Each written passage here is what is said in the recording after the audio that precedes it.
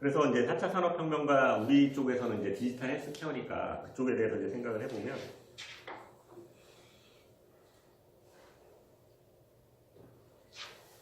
4차 산업혁명이라는 말 많이 들어봤을 텐데 양소영 선생님 이 4차 산업혁명을 어디서 들어봤어요?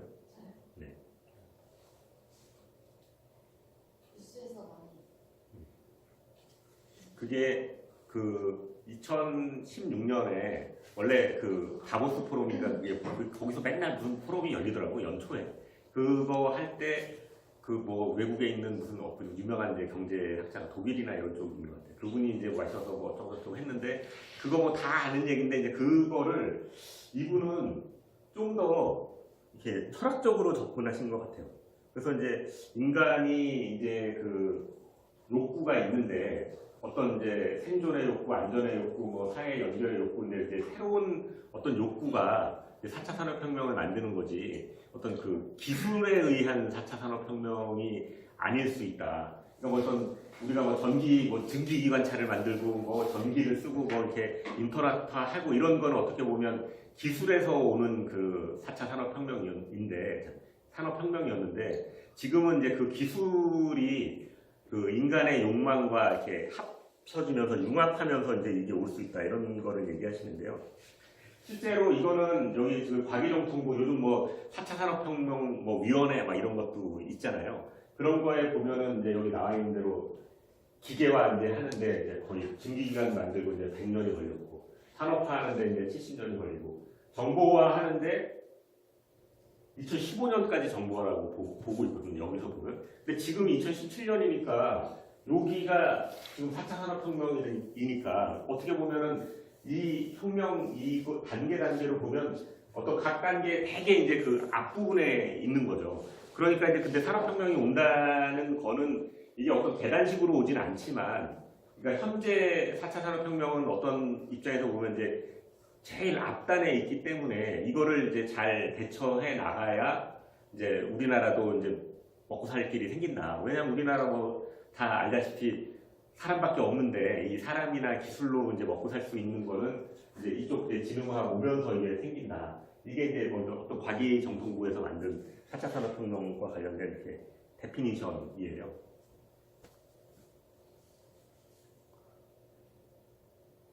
그런데 그 4차 산업혁명이라는 게 이제 그분이 얘기하시는 거는 이 산업혁명이라는 게 쭉 살펴보면 우리 그 전 세계 인구가 이렇게 막 몇십억 명이 된 게 얼마 안 되더라고. 한 몇백 년 전까지만 해도 전 세계 인구가 몇억 명밖에 안 되더라고. 그게 왜 그런가 했더니 진짜로 먹을 게 없어서 그런 것 같아요. 식량. 아무리 뭐 농사를 지었다 쳐도 뭐 농사를 짓고 평균 수명 막 이런 거를 생각하면 몇억 명 정도밖에 안 됐었는데 농사를 지어도 소가 짓는 거 하고 진짜 이제 어떤 그 기계를 이제 사용해서 이제 짓는 거 하고 이제 수확량이 달라지잖아요. 그러니까 이제 인구의 증가와 산업혁명의 이거를 이렇게 트렌드를 살펴보면 진짜로 이제 산업혁명이 있을 때마다 그 근처를 해가지고 인구 증가가 이렇게 쭉쭉쭉쭉 이렇게 늘어나고 있더라고요. 근데 이제 그런 면에서 보면은 이제 1차 산업혁명이 이제 기계가 되면서는 이제 먹고 사는 일이 이제 가장 인간 입장에서 보면 제일 중요한 건데 이제 생리적인 거 먹고 살고 하는 거가 이제 해결이 된 거고 1차 산업혁명으로 그 다음에 이제 2차 산업혁명이 이제 전기 서비스나 이런 것 때문에 어떤 이제 안정적인 뭐 이 기계나 이런 걸 돌릴 수 있는 이런 욕구를 하게 된 거고 3차 산업혁명이 사회 기속 욕구라 해서 이제 정보화하거나 이런 거까지 된 건데 이게 그 뭐 이것도 또 무슨 경제학자가 아니라 심리학자에 보면은 메슬로우라는 사람이 있는데 그거에 뭐 심리의 이 5단계 뭐 이런 거 뭐 그 있어요. 그게 보면은 이게 그거 들어봤을 거야. 이게 5단계까지 가면 여기까지 가는 게 이제 그 심리 단계로 보면 5단계인데 지금 현재는 어떻게 보면 이제 3차 산업혁명으로 해줄 수 있는 거는 딱 여기까지고 이제 4차 산업혁명이 된다는 게 어떤 명예의 욕구나 이런 거를 이제 채워줄 수 있다는 건데 이게 무슨 뜻이냐면요. 그 4차 산업혁명이 뭐냐 이렇게 물어봤을 때 실제로 여기 이제 나와 있는 것처럼 4차 산업혁명은 블록체인 아닌가? 아니면 뭐 핵심은 빅데이터다.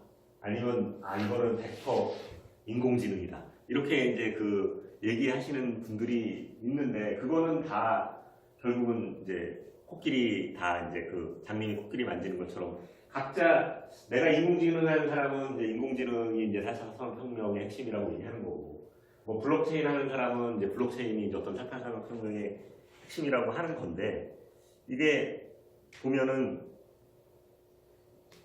그 융합하는 게 어떤 면에서 보면 이제 4차 산업혁명이라고 얘기를 하는데 이게 무슨 말이냐면 실제로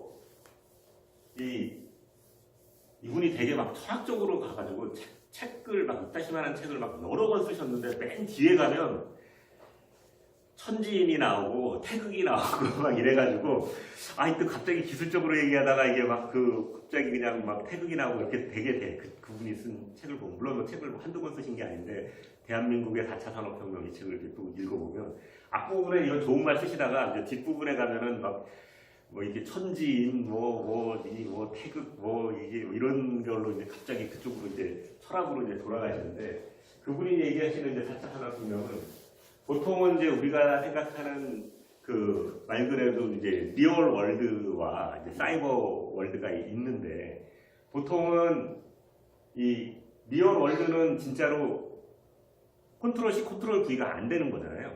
그러니까 이제 물건을 만들어서 판다고 치면 당연히 우리가 생각하는 그 하드웨어적인 세상이 이제 2차 산업혁명에 의해서 이제 어떤 물건을 만들어서 파는 건데 실제로 이제 3차 산업혁명이라는 거는 이제 정보화한다는 거는 이쪽으로 이제 데이터화 된다는 거가 되는 거고 이거는 컨트롤 C, 컨트롤 V가 되죠. 그러니까 어떤 면에서 보면은 지금도 돈 많이 버는 기업들을 보면 뭐 이렇게 마이크로소프트니 뭐 이런 애들을 보면 걔네들은 다 이거 소프트웨어 만드는 업체고 일단 한 번만 만들어 놓으면은 그냥 이제 컨트롤 C, 컨트롤 V에서 쓸 수 있는데 여기까지 간 거는 이제 3차 산업혁명인데 4차 산업혁명은 결국은 이거를 다시 진짜로 이제 인간 또는 이제 사람이 편리할 수 있게 피드백을까지 해줘야 이제 4차 산업혁명이 된다. 그분 그렇게 말씀하세요. 그러니까 예를 들어서 뭐냐면 진짜로 뭐 빅데이터나 이렇게 데이터를 많이 쌓아놨다고만 해서 4차 산업혁명이 되는 게 아니라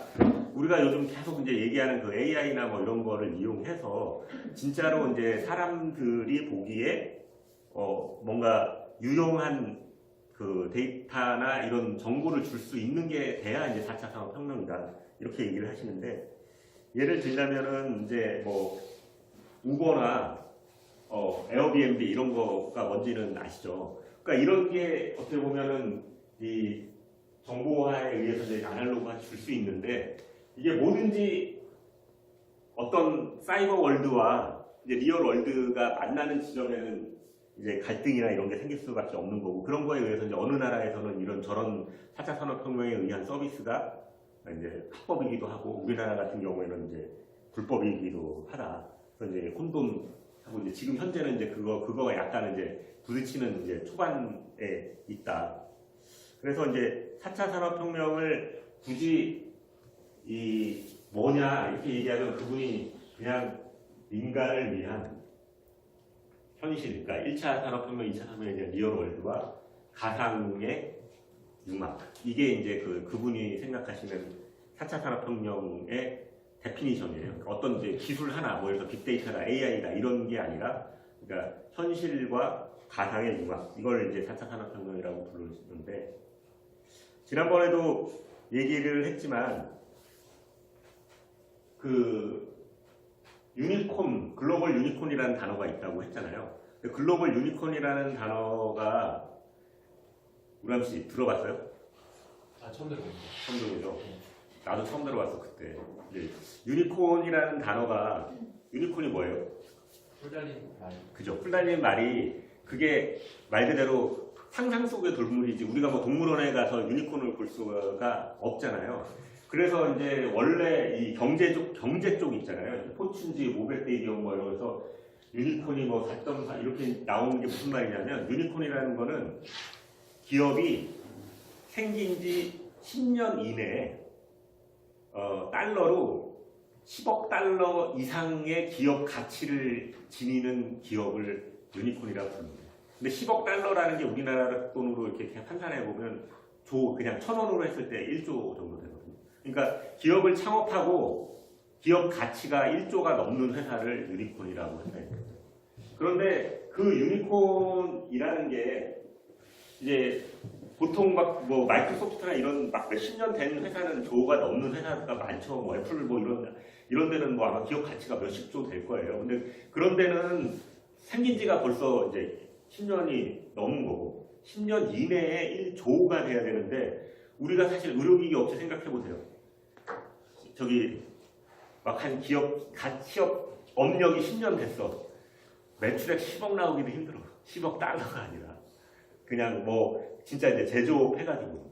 근데 10년 내에 1조의 이제 매출액은 아니고 기업 가치. 그러니까 뭐 매출액은 없을 수도 있지만 미래를 보는 거니까 그게 이제 유니콘인데 그걸 생각해 보면 처음 이제 유니콘이 나오기 시작한 게 여기 나와 있는 대로 09년 5월달에 유니콘이라는 게 하나 나왔대요.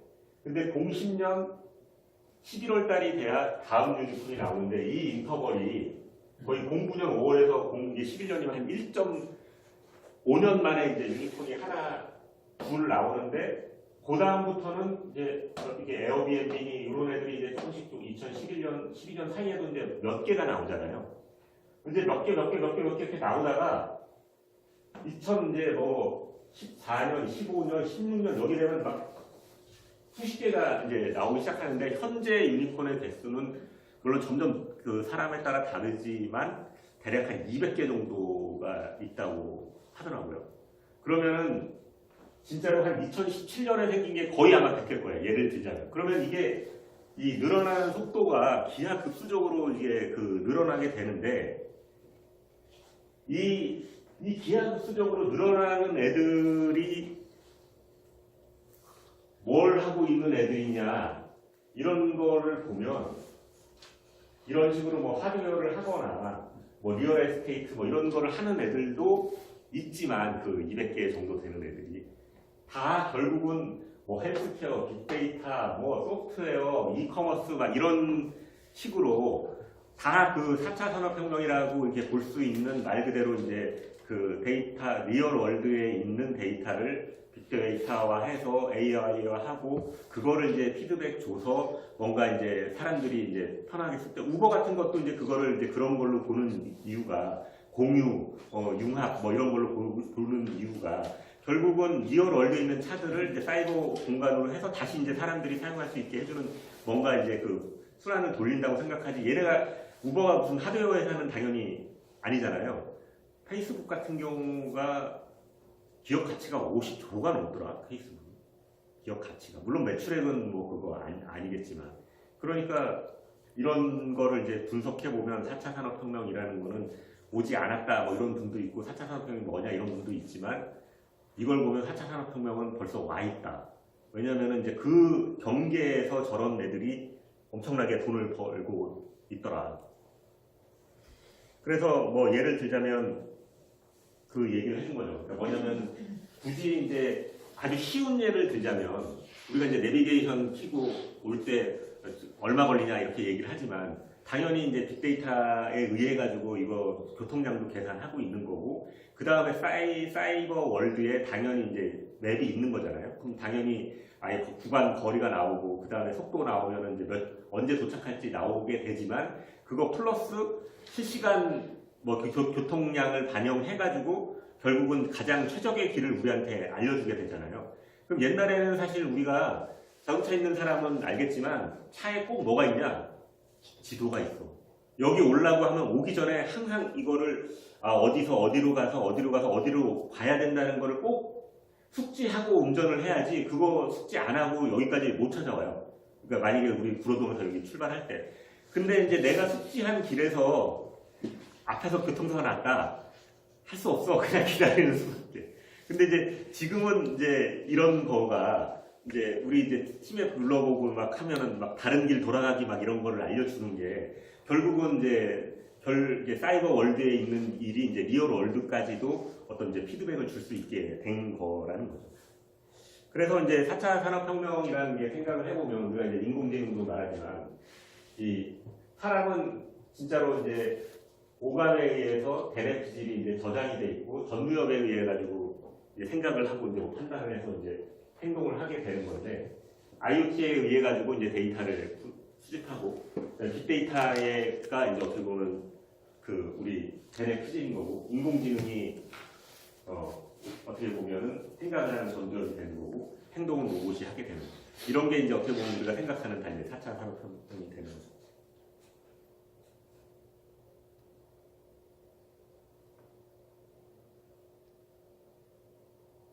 그래서 이제 이거를 잘 생각해 보면 우리가 지금 생각하는 게 1번이 빅데이터가 있어야 돼요. 그래서 뭐 IoT라고 하기도 하지만 IOB라고 하는 것도 있고 뭐 요즘 뭐 IO 붙어가지고 막 하는 그 엄청난 단어들이 엄청나게 생겨 있어요.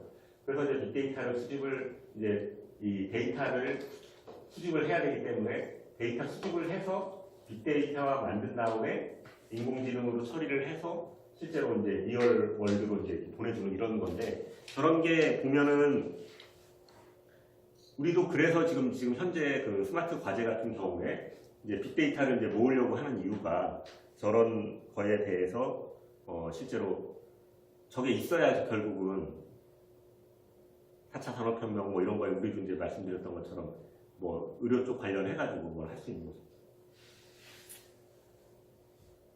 그래서 4차 산업혁명 헬스케어의 이제 4차 산업혁명화 프로세스는 데이터 수집을 하고 저장을 하고 가치 창출을 하고 최적화를 하는 이런 단계를 거치게 됩니다. 그래서 그 4차 산업혁명은 AI를 기반으로 하는 이 12개 기술로 되어 있다. 이게 이제 그분이 생각하시는 거예요. 근데 결국은 핵심은 AI인 거죠. AI가 있어야 그게 IoT나 이제 디지털화 기술이라는 거는 말 그대로 현재 그 리얼 월드의 거를 이제 디지털할 수 있는 거, 빅데이터 뭐 이런 거고, 그러니까 인공지능에 의해서 이제 실제로 리얼 월드에 다시 이제 피드백을 줄 수 있는 건데 예를 들면 그런 것 중에 하나가 우리가 생각하는 그 3D 프린터 같은 게 저런 기술 중에 하나라고 보는 거죠. 그래서 뭐 더 잘 아시겠지만 뭐 치과 같은 경우도 지금은 뭐 어떤 걸 파 가지고 이제 뭐 크라운을 씌우거나 그러는데 이제 4차 산업혁명이 되면 저런 어떤 이제 뭐 로봇 기술이나 아니면 스캔 기술로 그걸 해서 그냥 3D 프린팅을 해가지고 이걸 쓰게 된다 이렇게 되는 건데 실제로 그 책에 보면 이 뭐 인공지능 같은 거는 뭐 텐서플로우나 이런 거에 대해서 다 공개가 돼 있대요. 우리가 내가 직접 써보지는 않았지만 그래서 어떻게 보면 인공지능 자체는 좀 심하게 얘기하면 그분 측 표현에 의하면 그냥 엑셀 정도가 될 수도 있다. 엑셀을 그냥 툴로 이용해서 이제 어떤 걸 이렇게 돌리는 거가 되니까 텐서플로우나 이런 걸 잘 쓰게 되면 그냥 인공지능 자체가 엑셀 정도가 될 수 있고 그 다음에 이제 그걸 사용해서 우리들은 이제 엑셀 쓰면 사실 엑셀이 없었을 때 생각해보면 아래 한글로 그거 옛날에 할 때는 진짜 힘들었는데 그냥 이렇게 어떤 많은 일을 하게 되잖아요. 그러니까 AI로 이제 그런 걸 할 수 있을 거라는 얘기고.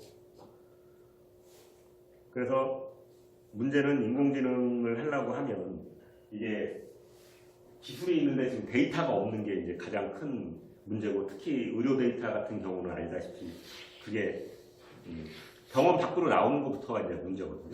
그러니까 병원 밖으로 나와야 이제 뭔가 트레이닝을 하게 되는데 어제 이제 병원하고 이제 스마트 과제 때문에 뭐 이렇게 얘기를 했지만 일단은 그분들도 데이터를 KTL로 넘기는 거에 대해서는 다 이제 어그리를 하고 계세요. 우리가 빨리 서버만 구축하고 나면 일단 데이터는 가져오는 건 이제 문제가 아닐 것 같아요. 어노테이션하고 그건 또 이제 다음 문제일 수 있지만. 그러니까 데이터를 모으는 게 문제고.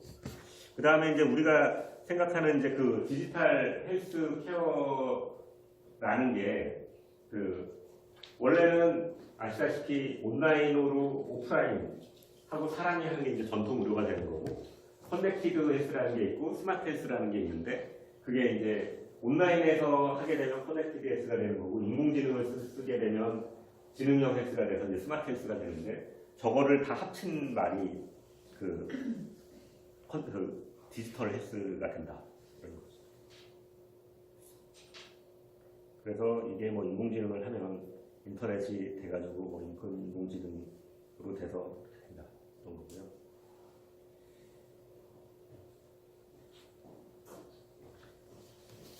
그래서 결국은 우리가 이제 인공지능 빅데이터 막 이런 거를 하려고 하는 거는 실제로 뭐 일자리 창출 뭐 하지만 저런 게 왜 요즘 막 그 웨어러블 디바이스를 막 이렇게 쓰냐 막 이런 게 어떻게 보면은 그 현재 의료비를 절감할 수 있다고 얘기하는데 실제로 그거와 관련해서 뭐 맥킨지 보고서나 뭐 이런 것들이 되게 많이 있긴 있어요.